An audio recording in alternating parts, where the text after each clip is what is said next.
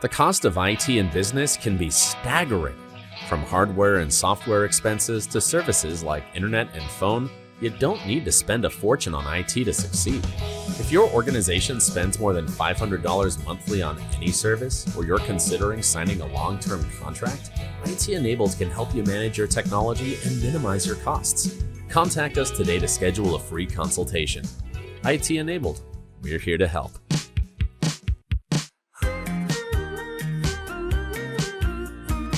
Well, Emily, we're thrilled to have you on the for having podcast. me. I was telling some of my crew yesterday, I said, I remember pushing Emily in a stroller. Like, that's how long I've known her. So Yes. I have known that sweet family my whole life, and we're thrilled to have you here. I'm Thank so you excited so much. that you came back home. Yes, ma'am. Yeah, so let's tell everybody a little bit about your background, Sure. and then we'll get into your practice. So I'm the youngest of 6 kids. My dad's a retired family practice physician. And I went to A&M for my undergrad and then went to Mississippi State for vet school. And my goal was always to come back to my hometown and just be back where my roots are. And just, everyone kind of feels like family. You kind of feel like an extended family to me. So coming back here just felt right. Well, I think that's awesome. Yeah. What drew you to Mississippi State? What was So that my about? dad had a deer farm at some time, Uh-huh. and so they were doing a lot of research about deer, and one of the main veterinarians that they got a lot of their information from was based in Mississippi State. Awesome. So that was my connection there, and it getting a scholarship and going there after A&M. I love And it that. was a great experience. I loved it. Very cool. You always knew you wanted to be a vet, didn't you? I did. One of my earliest memories is running over a frog with my bike and being devastated. And I was probably 5 or 6 years old, and I made everyone in my family attend its funeral. And I still, we decorated it. We had rocks with its name, and I made everyone cry, or at least attempt to cry, for this poor frog. And so my brothers and sisters, they all had to tag along and do it. I love That is the ultimate vet origin story right there. Yes. I like that. Even a little frog. Oh, I love that. So tell us about your practice now. How is that? Yeah, so we see everything, primarily small animals, but we love exotics too. I wanted to do something a little unique, kind of think outside of the box. So I wanted it to be a place with tremendous respect for animals, but welcoming and inviting and transparent. So I try to always incorporate, clients into what we're doing. We'll do a lot of things in the room with them. I also wanted to have a really good boarding facility and doggy daycare where people felt safe and comfortable leaving their pets knowing that they're being adored. So we have a private cat condo. It's this huge room with windows and Cat perches. condo. I love it. Yeah, and I'm going to get a little treadmill. I'm determined to get one of those one day for the cats, but I'm kind of obsessed with that. We have a lot of clinic cats too. And then we have doggy daycare suites, and we have different themes, and we have giant play yards where they play, and I'm always wanting to add more and more to it. We also have it where we send like pictures and videos of how they're doing throughout the day. Because I remember like taking Hazel to Mother's Day out for the first time. I treasured those pictures of her in school.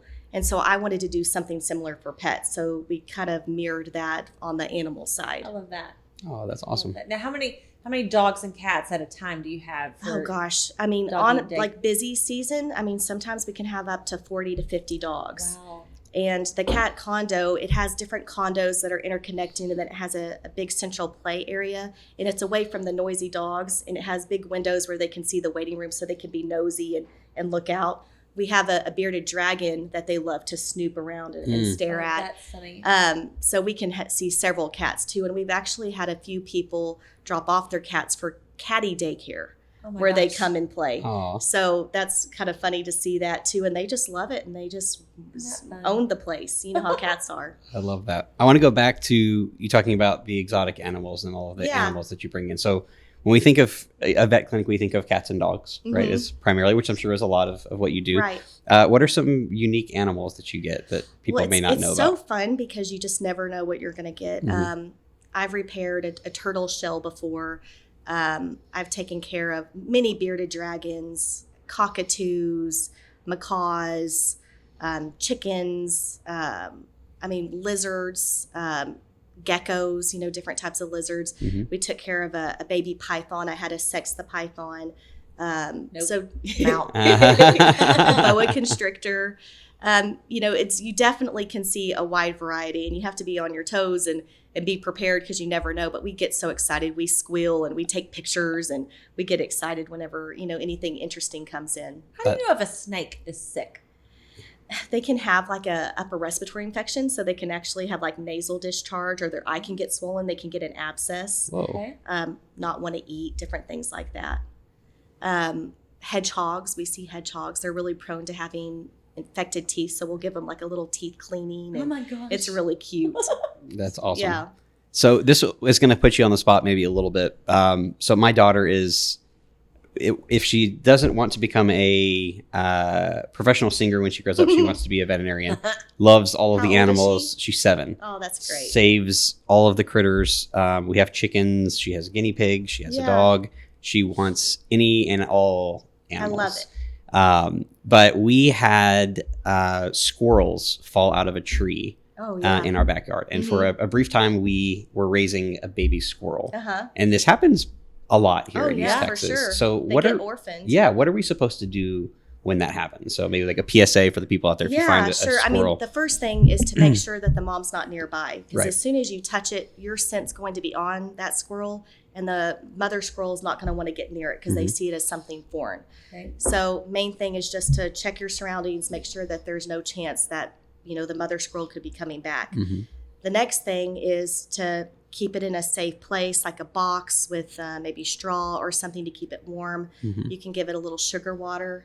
But then after that, I would contact like a wildlife refuge. There's some like in Groveton. I think it's called Circle B Wildlife. That's just one that I use quite often. And they can actually pick up the squirrel and they can rehabilitate it and hopefully put it back in the wild. That's awesome. Now, but certainly if there's issues where it has a broken leg or something, contact a veterinarian. You can sometimes give it kitten formula, and you can look that up online on the dosage and stuff like that. But hold off before you do all those things. Contact the refuge. Make sure the mom's not nearby. Do those kind of things first before you jump the gun and start feeding it. Awesome. That's good information. That's really great. To know, because it happened. It's happened to us like Oh yeah. Yeah. 4 times. We've had, I don't know, we're just attracted to the orphan squirrel somehow, and and it happens. Well, very cool. So what do people maybe not know about the veterinary practice that would make maybe your lives easier about when they're bringing their pets? I think for a lot of people, it's this big negative of having to bring their pet to Of course. and there's some anxiety for the dogs and the cats as well. I think the main thing is to know that we are obsessed with animals. Me and my team, like literally, like we see something and we squeal like a little kid. We are little kids when we see animals. So our hearts are there for you as far as trying to get them better. I think, people need to know the humanity of us and know that we're doing everything possible. Sometimes it can be a little crazy and there might be a little wait because there's an emergency coming in. So that awareness of, just like when you go to the doctor, if there's an emergency comes in, that doctor has to take care of that person first, stabilize them, then they can go to you. So that kind of understanding, if there is a wait, that there might be something that they're doing as far as stabilizing something that is an emergency, and they'll get to you as soon as possible. And it's not to make you wait just to wait. Just kind of that transparency and that knowing that our heart's in the right place and we're always doing everything we can for your pet. I love that. That's great information. So I've always wondered this about the education process about becoming a veterinarian. So how deep do you get into the biology when you're learning about, I'm sure you guys get really deep into dogs and cats, but when someone brings you a turtle and you have to repair the shell, is that something that you did during school, or is it? You always have to brush up on things you don't see often, right? So I have my exotic books very handy, but you do have to study all of those things. So when you go to vet school, you can't specialize from the get-go. You learn everything. So we had rotations on exotics, on small animal, on farm animals, on horses, on everything. Interesting. And we had to know the different anatomy of all of them and know, different medications they could or could not have and different unique things about the anatomy of each animal. So you learn all of that. And then after vet school, you can kind of pick and choose which route you want to go, which is exciting, but you do already have that knowledge base to kind of lead you forward to which path you want to go. Interesting. I always wondered about that because you have to know so Everything. many different sets of Yes. biology, right? I That are did different. an externship my 4th year at the Memphis Zoo, and we took care of an otter that had an abscessed tooth. gosh. And we had to, take care of a tiger. I was the anesthetist for the tiger. Mm. And so that was pretty cool. But that's because I was interested in exotics. So you can kind of pick and choose things. Every vet school's different, but your 4th year, I got to pick externships that were kind of things that I was interested in. Yeah. And so that's what I chose to do. Awesome. Sorry if these are questions that you've answered before, but just kind of No, not at scratching my all. own itch. I figure if I have these questions, maybe Yeah. maybe somebody else Yeah. does. So I want to go back to the chickens because we were talking Yes. before the podcast about chickens. Mm-hmm. And it is very popular these days to have Yes. chickens at home. But so tell us some of your chicken stories. Oh gosh. So a lot of them can get upper respiratory infections. So I treat a lot of them for that. I've done nebulization treatments with them, just like what you do with people. Yeah. With, put the albuterol over their face and they breathe it in and they take it quite well. I have this this picture of this tiny little mask. Just a little mask over the chicken's face. Over the Yes, they do great. We've had a lot that, unfortunately get attacked by other animals, and we've done laceration repairs on them, and we've done laser therapy to promote healing, and they do great. Yeah. So it's a lot of fun taking care of them, and most of them are very, very docile, and they handle it quite well. So I love that. This Yes. is good information to know. So we have 7, 8, I don't even know anymore, chickens now. These are pet chickens. I mean, Yes. these are not farm chickens that we have, but they're all just, I don't even know what the breeds are. The weird hairdo chickens and the, Brent wants chickens and so bad we're- daily. Yes. there's the ones that look like they have little slippers on Yes. their feet. He We sends have- me pictures of chicken coops Yes. every Yes. day. And I'm like, look, if we're getting chickens, I want bougie chickens. we have the bougie chickens. Yes, those are so fun. And but we have them. We have one that's actually sick right now, and we quarantine them in the garage Yes. in like a Rubbermaid box, and we Right. call it chicken jail. So that Yeah. one's in chicken jail. But Chicken jail. I didn't know that people would even bring chicken. So Oh, yeah, that's for good. sure. Actually, good to know for us And personally. they're really good for just us and animals because they eat a lot of ticks. So Yes. it reduces the tick population, and ticks carry so many diseases. Yeah. So yeah, they're wonderful. Yeah, they're awesome pets to have. We've enjoyed it, and now we have more eggs than we know what to do with, which is. And we only have 7 chickens. It's crazy. And But the quality of like a homegrown egg versus like a grocery bought egg is just incomparable. yeah, and they last so much longer Oh, too. yeah. And we just can leave them on the counter for like Mhm. weeks on end, and you don't Mhm. have to worry about it. So I'm going to have to get chickens. I'm going to have to break down. it's fun. It's fun. It's fun. Talk to my dad. Okay. Yes. yes. Your Well, little one would love it too because She would. ours are pets. Emma just walks But outside my and problem is carries with them around. chickens come snake. And I don't do snakes. we've had Like, I don't chickens do for lizards. a little over a year, and we have had no snakes yet. And we live right next to a creek. You better knock on But some wood. yeah, I know Yeah. we had a very interesting raccoon battle that Oh. waged on for which was I wish I would have had security cameras in my backyard. And when we got our first They're so sneaky. batch of chickens after our first set that was roosters, our next one, I hadn't built our coop yet, so we took one of Emma's old playhouses that was like a cedar playhouse, and I put chicken wire around the windows, and we made that just a small temporary coop while I was building this chicken mansion now that we have. And these 7 chickens live better than I do. I That's swear awesome. they got this nice little I house. need to make an Instagram page just But- with that. I should. But the day before I finished the big coop, a raccoon broke into our small coop and killed 3 of our chickens. Oh, And it was devastating. We had Wow. chicken funerals. I mean, it was just bad. I still remember when that happened to me. It was on Friday the 13th. Yes. A random dog came in, and it Oh. was yeah. And these are pets. I mean, Oh, we yeah. raised them from little bitty chicks. They have names. Emma comes home from school. She goes to the coop. She picks one up and just carries it around for the rest of the day. It's her I little. love that. She puts them in strollers and just rolls them around. And she will take ours wonderful. around the street in our neighborhood in a little stroller that we got her for Christmas. That's awesome. It's great. So Make chicken strollers? it's a dog stroller, but she Okay. puts a towel in it and like wraps It's like, them in. You and- telling me they're It making could- chicken it could No. work as strollers? well. it's like a small dog stroller, but she Nice. takes them for a tour around the neighborhood all the time. So our whole neighborhood has seen our chickens. I love it. But I had to go to war with this raccoon, which was hard because I didn't want to kill it because I have this daughter who is in love with Exactly. animals, and I could not live with myself if I had to tell her I killed the raccoon. So we started trying to trap it. So I had a live trap, and so you kind of get one go at it every day. So like at night, you set the Yep. trap, and you come back the next day, and you hope that you got it. So Yes. I had read everything I could, and I put a little can of tuna in I there. was about to say tuna's the answer. Yeah, I poked hole, and it said to poke holes in it because they'll give you more time in there. I come back, tuna can's gone. trap is not even set off. I was like, what is going on? Smart. So the next day I zip tie it to the bottom of the cage. I was like, okay, I got you now. Come back, it's gone. Zip ties are there, it's gone. The cage is not set off.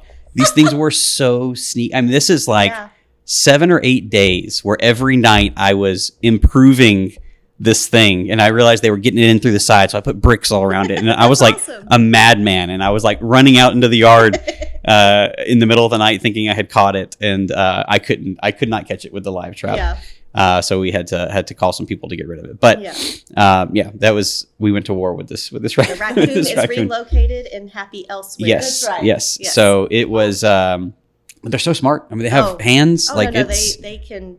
Yes, Yeah. they are Funny. very clever. They are very clever, but very sweet animals as well. Yes. That's one of Emma's favorites at the zoo as well. So I Mhm. couldn't, we couldn't just go Right. out and have real war. Your and stuff. conscience is clear. Yes, it is. It is. So tell us, excuse me. So when people bring these dogs to say at your doggy daycare, they get to socialize. Like, how important is that? What tell us about that I think aspect of it? socialization is more important than anything. When you have a new puppy, before you try to teach it, stay, sit, the basic skills and training things, you need to learn socialization where they're adaptable to other animals, to chickens, to cats, to dogs, because you don't get that window of opportunity for that long. So, doing that's extremely important. Absolutely. And so, socializing, I would say, is more important than anything while they're getting their vaccines and stuff like that. And so doing that doggy daycare where they're around different animals, and then also we have cats that run around, it just gives them where they don't have that intense prey instinct where they want to attack something. It helps them not be so nervous. We've seen a lot of dogs that were purchased during COVID. A lot of them have more anxiety because during that time we were quarantined and in isolation. Interesting. So we're having to kind of backtrack and do a That's lot more interesting. You rehab didn't for think about dogs. Yeah. You can tell a dog Really? that was, born and adapted during COVID just because of they're more nervous and they're not as, when they're in different settings, not just their home, they don't handle it as well. And so you have to do a lot more rehab, and it's possible, but you're having to kind of backtrack and do more work than if you were able to when they were puppies. So start them young. Is what you're saying. Start them young. Start them young. Interesting. Just like a little human. Yeah, Yeah, it's a lot like a little Yeah. human. They got to socialize, and Mm-hmm. I think a lot of times people are maybe be concerned about other people's dogs, right? So Sure. it helps with that Yeah. if everybody is kind of in that social Well, environment. I mean, dogs are social animals. We don't live in a bubble. Even if you're just walking your dog on the leash, they're going to be surrounded by temptations and other animals. So being social, it helps them in all facets. It helps them when they're in the car. If they see something, they don't immediately feel like they're getting attacked. Or if the mailman comes, they don't feel that urge to defend themselves. So it helps them in all facets, not just in the play setting. So I have a dog that's too social. She thinks the world is for her. What kind of dog is she? She is a Shih Tzu. Oh. And she's just this darling little bundle, and she's a little over a year. But Yeah. she's got like springs on her legs. yeah, for sure. Like, she'll jump chest high. She's And, adorable. I mean, like every other Wednesday when our housekeeper comes, she loves Kim, and she will Aw. take off running Aw. and literally jump. And, She lives for and that. Kim catches her. Oh, I love it. It's hysterical. Oh, yeah. But so, what do you do about a dog that's too social? Well, then you get them in social situations and get their energy out. So Okay. doggy daycare and things like that, where they're take her for walks where she's around different stimuli. That's going to help, ease that where she's dissipating her energy in a healthy way Okay. versus just being cooped up.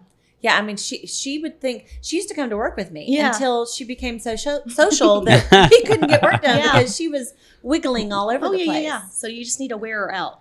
Very true. Yes. That's the truth. I loved when she was here in the office when we would record the podcast. Oh, We the were best. in the middle of a recording one time, and this microphone just started sliding across the Oh. table. She had the pulled cord. the cord. She was- Dogs like that are instant sunshine. Like you can't be in a Oh, bad she mood is. when you have a dog like No. that. She That's what is. I love. She's darling. Yeah. She's the best. She's so fun. She's a good little Well, dog. tell us, you have something at your clinic called the Good Sam Fund. What is Yes. that about? So it's named after Robin Register. She was a really good friend of mine, and she just had a really good heart. And so when she passed away, I named it the Robin Nest Egg. Okay. Oh. So basically what we do is we do little fundraisers. So we'll do little photo shoots, and we change the theme for the season. So we had a whole Easter egg hunt. We had an Easter bunny that came and did an Easter egg for the dogs, and we had a photo shoot, and we've done it for Christmas. We have a Grinch that comes out, and all the money that we raise for that, we put in our Robin Nest Egg. And so if we ever have a situation, we work a lot with Dawn Cooley's Rescue with Her Cats. So we'll use that so we can just pay at cost for surgeries. And we're able to give her discounts and things like that. So we work with rescues and offer that. Or if somebody comes in, we had a case where a cat had a pyometra. So basically that's an infection of the uterus that's life-threatening without surgery. The lady, she had her daughter and she was in a really difficult situation. She wasn't able to afford it. So we utilized our Good Sam Fund and I paid for the surgery and we did everything. That's great. So it's a way for us to just give back to the community. I love that. Well, awesome. So can people donate to that if they Yes, want to? definitely. Okay. And then we do those fundraisers just as a way to kind of bring that in, and all the proceeds to that go to the Good Sam Fund as well. That's great. Well, Emily, we're so happy that you're back home Yes, thank and you. that you get to make a difference in your hometown. Thank you so much. Absolutely. Thanks for coming on today. Yes, thank you all. And And you Appreciate can it. find her at Southern Haven Vet Clinic. Absolutely. Awesome. Well, thank you so much for your time. We appreciate you coming on the show. Appreciate And you. we thank you again for listening or watching this week, wherever you're consuming this podcast. If you'll do us a huge favor and share this podcast with somebody that you know who may not be listening every week and might be interested in stories like this that we tell. Thank you so much, and we'll see you next time.